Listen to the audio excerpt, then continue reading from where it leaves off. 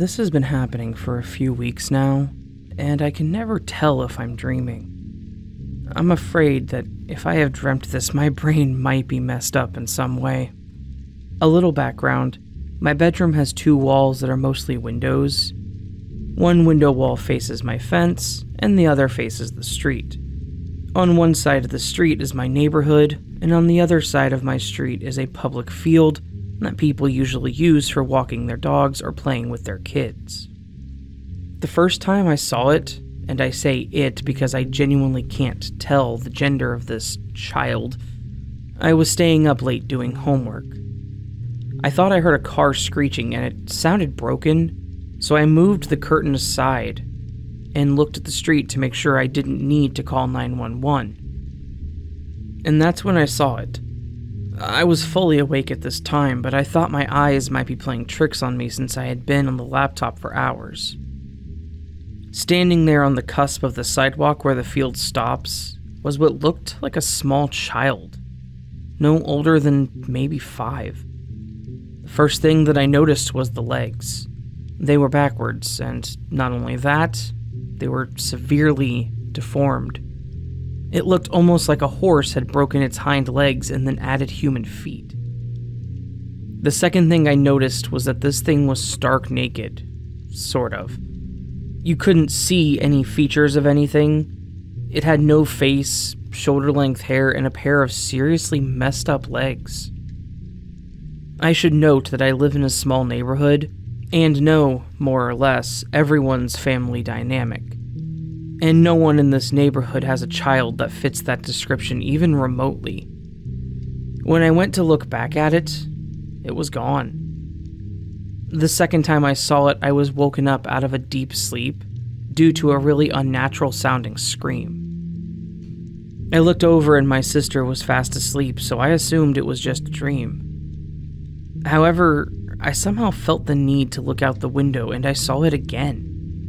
This time it was facing away from me, but was now in the middle of the street. I blinked a few times, but by my 6th blink it was gone. The last time I saw it was a few nights ago. I went to bed fairly early and was disoriented when I woke up, to say the least. It was around 2:30 a.m., and I sat up in bed only to see it once again, except this time it stayed for longer than the other 2 times. Still facing away from me, I was terrified. It looked like it was breathing really hard, as if it had been running. I rushed to grab my phone, which was charging at the foot of my bed. It's the only outlet on my side of the room, and by the time I opened the camera app, it was gone. I'd like to know if anyone has any similar experiences. This is seriously freaking me out, and I've been telling myself it's just a dream, even though I've been well awake for at least 2 of those instances. Any help is greatly appreciated.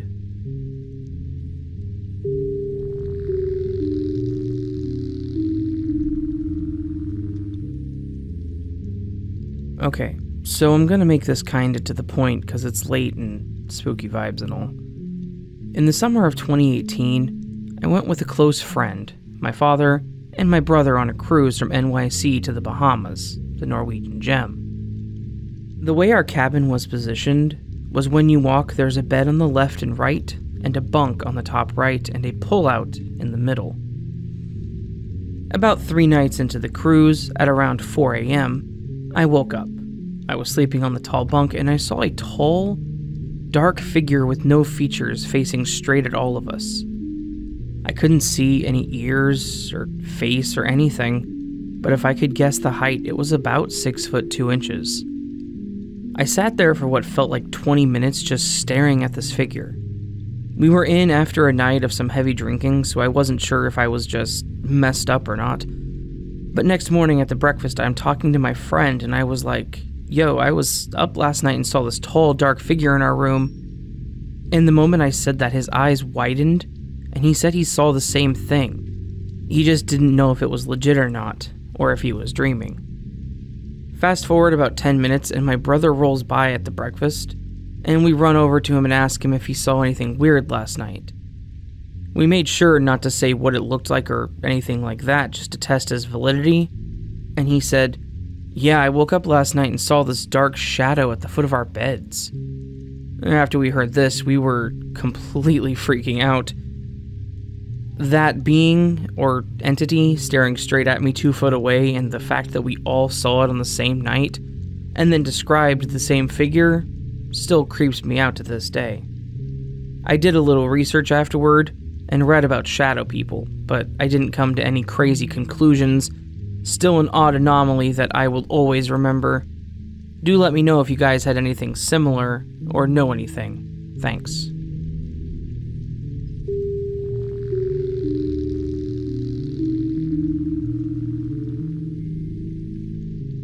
I wasn't sure where to post this, but I thought this might be a start, and might give me some answers or advice. This has been going on for almost a month. A little info about me: I live in the mountains of eastern Kentucky, and I love cryptids and anything to do with them. For fun, me and my friends would ride around old trails and gravel roads looking for scary stuff. Stupid, I know. About a month ago, I started having nightmares, if you could call them that. In my dream, I'm standing in a field at night. The field is covered by a nice moonlight, but on the other side of the field, I can see something standing there looking at me. It's a tall humanoid creature with grayish black skin, a distorted face, and large claws. I just stand there looking at it, and it's looking at me, neither of us moving, and then I wake up. When I wake up after my dream, I can smell rot. I chalked it up to being my old house, but I can smell it at my friend's house too when I stay there. I've had the dream going on a month now, but tonight I was over at my friend's house, and while I was there, we had a small storm, so there were lots of branches on the road. So on my drive home, I had to come to a stop to navigate a branch in the road, and I looked out my window and across the field, and I saw it. The thing from my dream was just standing there and watching me. It was like my dream in real life, except I was in my vehicle. I'm not really sure what to do or where to go from here, so I thought I'd post this here to see if anyone else had encounters like these. I've had a couple strange things happen while out with friends, if anyone's interested as well. Thanks for reading and stay safe.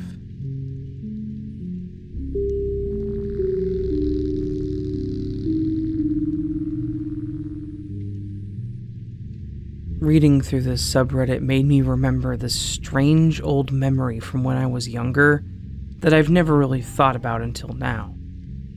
In all honesty, I'm not even sure if this memory was real or a dream, but it felt very realistic and had me thinking about it for days. This all happened around 5 years ago. So I live in the middle of nowhere on a dead-end dirt road, surrounded by woods in all directions, but I did have a bunch of neighbors.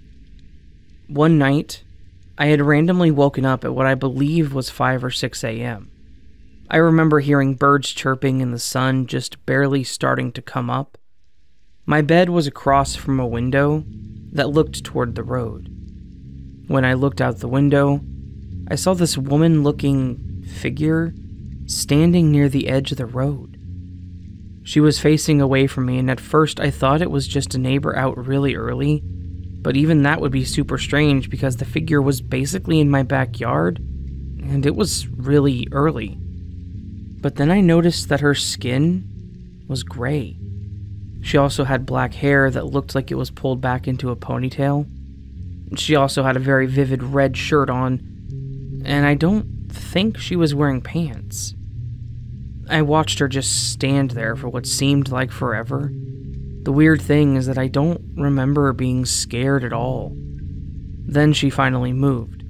She turned around for a split second and I got to see her face for a moment. She had no normal human facial features, just lots of dark, sunken-looking holes all over her face of various sizes. It looked like one of those trypophobia images. I only got to look for a split second, and then she began walking down the street, and soon I couldn't see her. I must have fallen back asleep quickly because the next thing I knew it was morning and she wasn't there.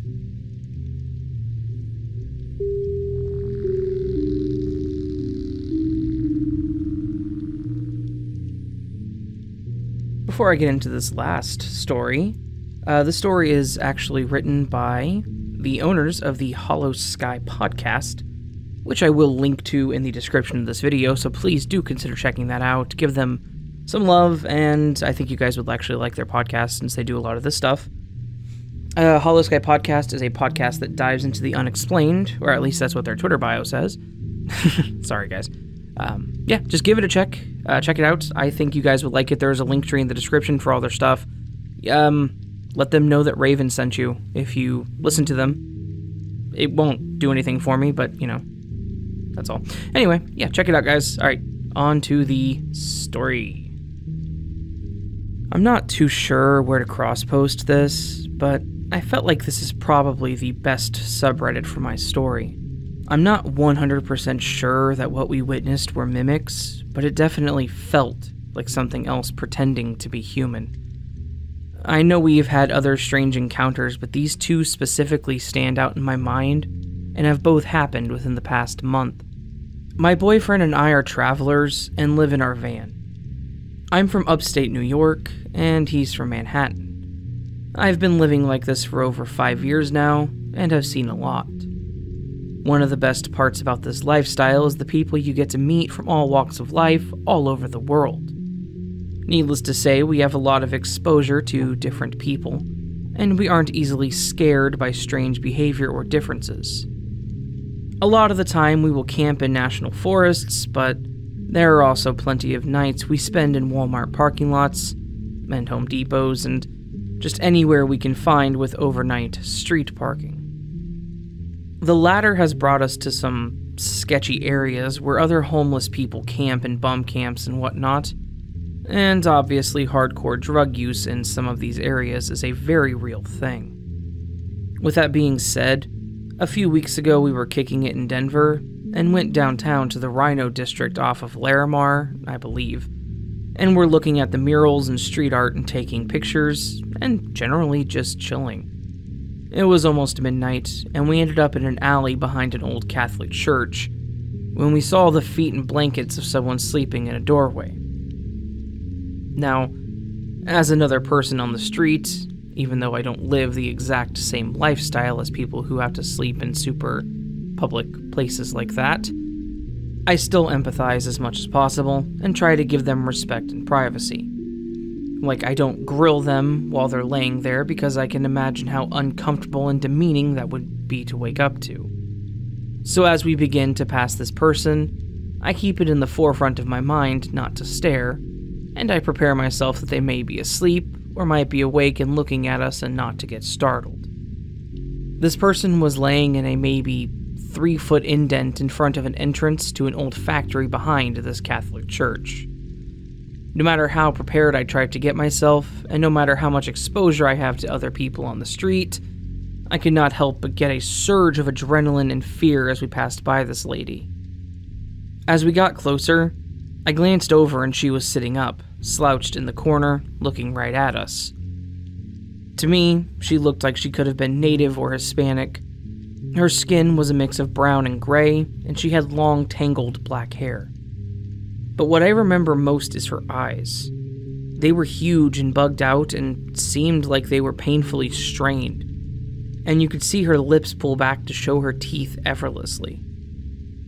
She had a blank expression on her face the whole time we walked by. I feel like this is a good place to mention that after spending time on the West Coast, you get crazy accustomed to tweakers and general meth addicts. You can usually tell when someone has lost themselves to meth, and it is a special kind of crazy, but crazy all the same. You can feel when someone has lost themselves to this drug, and the decaying and neglect of their bodies is very apparent. With that being said, this woman didn't give off druggy vibes. She didn't look ill and frail because of drug use, and she didn't seem to be fueled by drugs. She genuinely looked sick, like terminally ill type sick. The most messed up part of this is what she said to us as we walked by, though. Shane was on my left side, my little husky was clipped to me in between us, and this lady was sitting on the ground to my right. As we passed by and I noticed she was making eye contact, I gave her a soft, gentle smile and looked down. I don't know what Shane did to her as far as facial expressions and acknowledgement goes, but as we started to pass her, she says in a soft, serious voice with no inflection at all, "What is it called when you don't believe in God anymore?" And Shane quickly responded, "I think that's agnostic," and we kept on walking. As soon as we got out of earshot, I was like, "Shane, what the hell, why did that scare me so much?" And he was like, "You're okay, it was just a homeless person, it's no big deal. I had a feeling she was going to scare you though, but it's okay." And we kept walking down the alley. At this point, I let Boppy, my husky, off her clip so she could walk on her own, and she just followed behind us quietly. She never barked throughout the whole ordeal or acted scared at all. She's losing her eyesight a bit, but I have seen it heighten her other senses, and she knows when things are messed up, or if someone wants to hurt us, and will bark or go into defense mode. She went through this whole encounter with nothing. We leave the alley and are in front of these old apartment buildings that remind us of something you'd see in New York or even New Orleans, totally project looking, almost shotgun houses, and completely out of place for gentrified-ass Denver. We saw them as we drove by before this happened, and instantly felt drawn to them, because they were so out of place. There was a kid jungle gym type thing that they could crawl on placed on top of a bush in front of the house, which was distinct, but we didn't mention it until later, and there was a haze of a flashing TV screen and someone screaming in one of the houses through an open door. And this was all across the street from that old, ominous Catholic church. It was just the dark alley, the lady, the creepy church, the foreign houses, the supposed presence of children, and the soft, hazy lighting from the streetlight above that was such a mind screw that we felt like we weren't even in Denver anymore. Or, I hate to be this guy, but like we weren't in 2020 anymore. Later on that night, we got back to the van and Shane told me that the woman actually terrified him, and that he knew I was scared but had to act like everything was okay for me so I didn't lose my shit. He said it was just as unnatural as I felt, and that he doesn't think we saw a person. When he said that, I flipped out because that's exactly what I thought too. It was unsettling how we both felt the same thing at the same time and didn't realize it until later on when we discussed the situation. Shane has a story from last night in Venice, but I'll post that in the comments later if this gets any attention. It was way too early to wake up and write all this on Reddit after last night. I really wanted to get this stuff out there and keep an eye out for similar experiences. I know I've read stories like these somewhere on here before, but I can't find them anymore. Either way, thanks for reading.